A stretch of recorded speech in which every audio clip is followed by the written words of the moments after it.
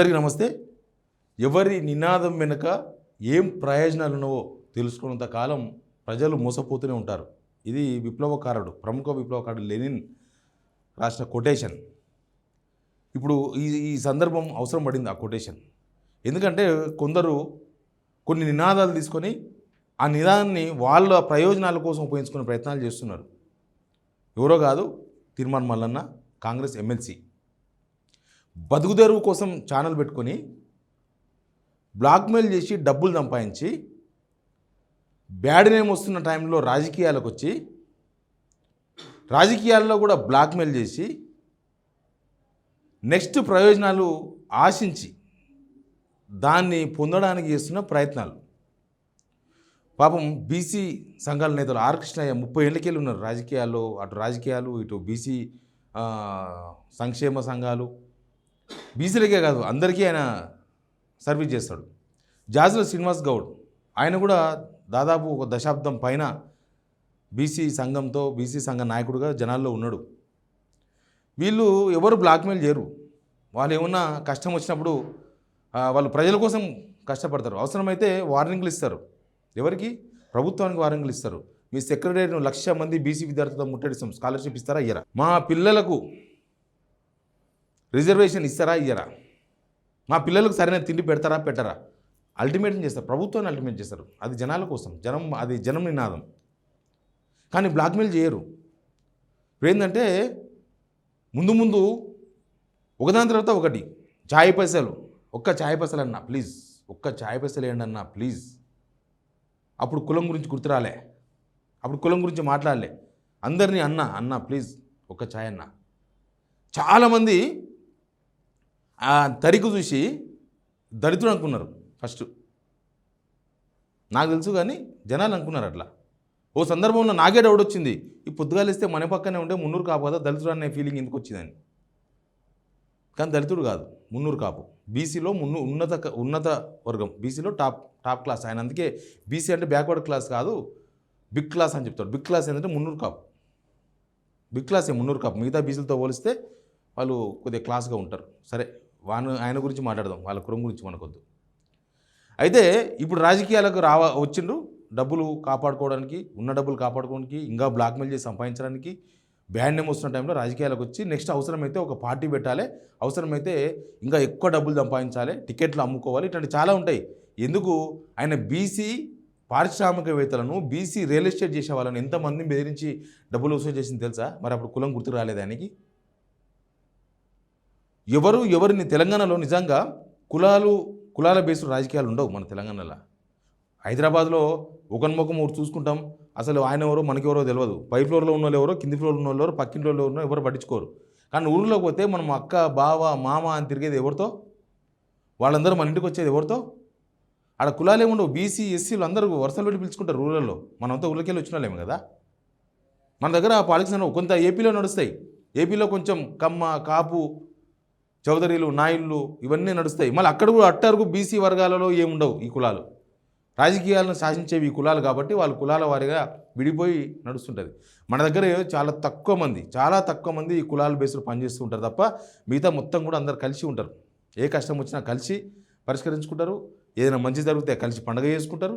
అంతా నడుస్తుంది. మన దగ్గర అట్లే ఉండదు. కలిసి కూర్చొని మాట్లాడుకుంటారు, కలిసి కూర్చొని పంచాయతీలు చేసుకుంటారు, కలిసి కూర్చొని పంటలు కోసుకుంటారు, అన్నీ చేసుకుంటారు. కానీ ఉత్సవాలు తాగండి, మీరు ఉత్సవాలు తాగండి, మా ఉత్సవాలు తాగండి, ఇట్లాంటి అగ్లీ లాంగ్వేజ్, అగ్లీ భాష ఇది. నిజంగా ఒక జర్నలిస్టుగా నాలాంటి జర్నలిస్ట్ చాలామంది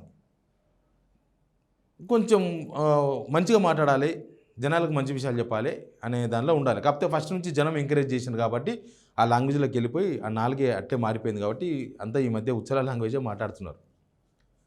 అంత ఉజ్వలంగా అసలు మనకి హిస్టరీ కూడా చాలా ఉంది. ఇప్పుడు మనకు బీసీలు పోటీ చేసిన దగ్గర బీసీలే ఓటేస్తారా? ఏమయ్యారు? రెడ్డిలు పోటీ చేస్తారు, రెడ్డిలే ఓటేస్తారు. అలాగే అసలు చాలామంది రెడ్డిలు ఆ రెడ్డికే ఓటేయారు తెలుసా? ఇంకొకరికి వేస్తారు, బీసీలకి వేస్తారు. బీసీలు ఉన్న దగ్గర బీసీలందరూ ఆయనకి వేస్తారు, ఇంకొకరికి రెడ్డి ఆయనకి వేస్తారు. వాళ్ళు ఎస్సీ ఉంటే ఎస్సీకి వేస్తారు. ఇప్పుడు రిజర్వ్ కాన్స్టిట్యున్సీలు ఉన్నాయి, ఎస్సీ ఎస్టీ రిజర్వ్ కాన్స్టిట్యున్సీలు ఉన్నాయి. అక్కడ ఖచ్చితంగా సచ్చినట్టు బతిమలాడాలని అవసరం లేదు, ఎస్సీ ఎస్టీలకే టికెట్లు ఇవ్వాలి. ఆ ఎస్సీ ఎస్టీలకే టికెట్లు ఇస్తే మరి బీసీలు మాకు సంబంధం లేదని ఓట్లు బహిష్కరిస్తారా? లేకపోతే ఓసీలు మాకు ఓట్లు సంబంధం లేదు మా ఓడు కాదని చెప్పేసి వదిలేస్తారు తెలంగాణలో ఎక్కడైనా భారతదేశంలో. ఎవరెవరు ఉన్నదానిలో మంచి వ్యక్తి, సర్వీస్ ఓరియంటెడ్, పలానానైతే మా మాట వింటాడు, పలానైతే మా దగ్గరకు వస్తాడు, పలానైతే మా సమస్య వింటాడు, మా సమస్య పరిష్కరిస్తాడు, మాతో కలిసి ఉంటాడు సమస్య ఇచ్చినప్పుడు అని నమ్మకం కుదిరితే సర్వీస్. పలానాయన కులం లేదు మతం లేదు. ఇప్పుడు షబ్బీర్ అలీ గారు 2 సార్లు ఎమ్మెల్యే అయినారు కామారెడ్డి. ఆడ ఎంతమంది ముస్లిమ్స్ ఉంటారు మరి? ముస్లిమ్స్ ఓటేస్తే ఎమ్మెల్యే అయ్యండి ఆయన? కాదు. ఎక్కడైనా అంతే. నేను కొన్ని ఉదాహరణలు చెప్తా. ధర్మభిక్షం గారు నల్గొండ ప్రజలకు బాగా తెలిసిన నాయకుడు, తెలంగాణ ప్రజలు కూడా హిస్టరీ తెలిసిన వాళ్ళకి అంతా తెలుసు. ధర్మభిక్షం గారు గౌడు. ఆయన రెడ్డి హాస్టల్లో ఉండి చదువుకున్నాడు. సూర్యాపేట రెడ్డి హాస్టల్ చైర్మన్ అయ్యాడు. ధర్మభిక్షం గారు 2 సార్లు ఎమ్మెల్యే కూడా అయినరు.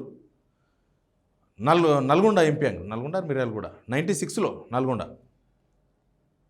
ఎంపీ ఎలక్షన్స్లో నిలబడ్డాడు. నిలబడితే ఫ్లోరైడ్ ఏజెండాగా చాలామంది నామినేషన్ వేసారు. ఎంతమంది అంటే 480 పైన. 484 మంది పోటీ చేస్తే 484 మంది బ్యాలెట్.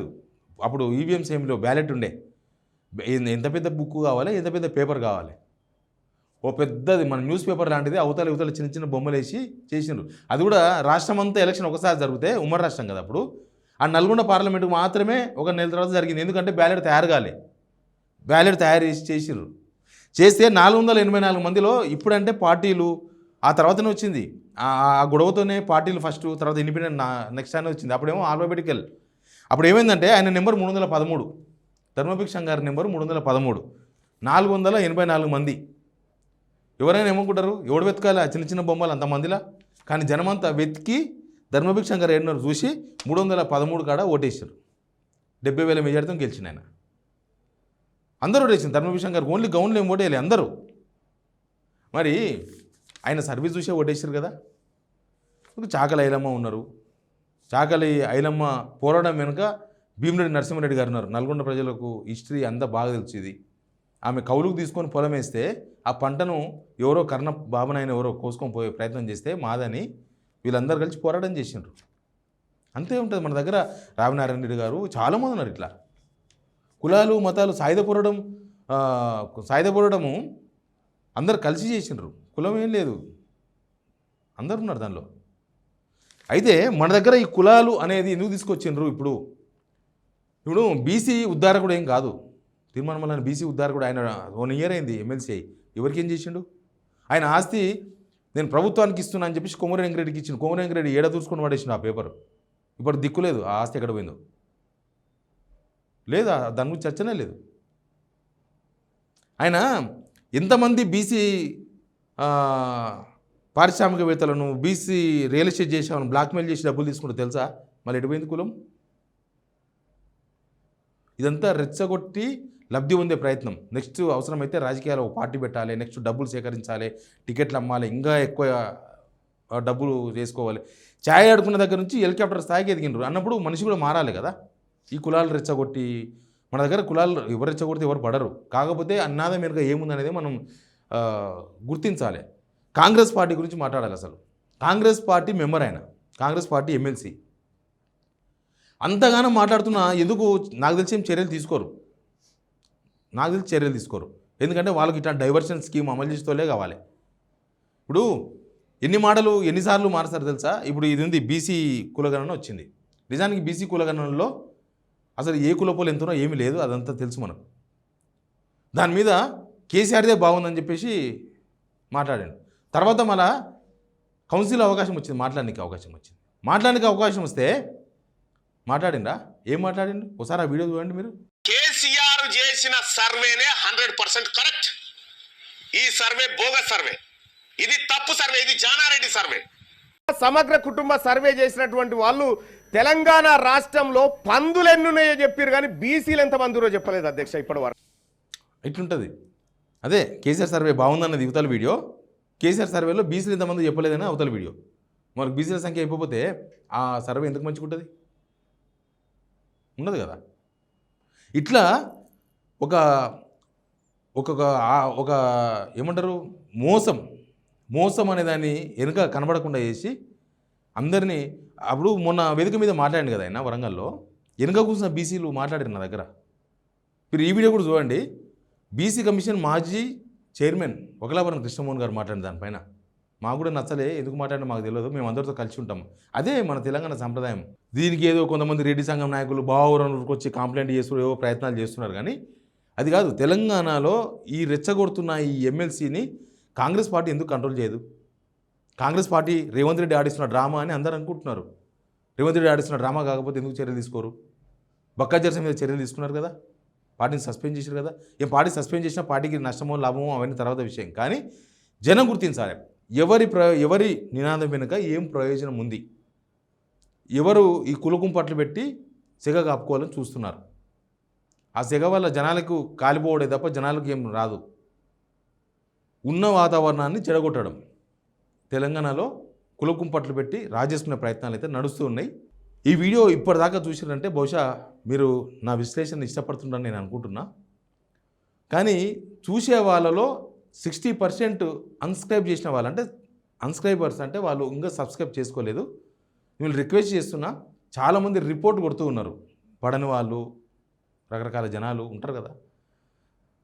దాన్ని ఫైట్ చేయాలంటే మీ సపోర్ట్ నాకు కావాలి. మీరు సబ్స్క్రైబ్ చేసుకోండి, కింద ఉన్న రెడ్ కలర్ బటన్ నొక్కండి, సబ్స్క్రిప్షన్ చేసుకోండి, తర్వాత వీడియో కంటిన్యూ చూడండి.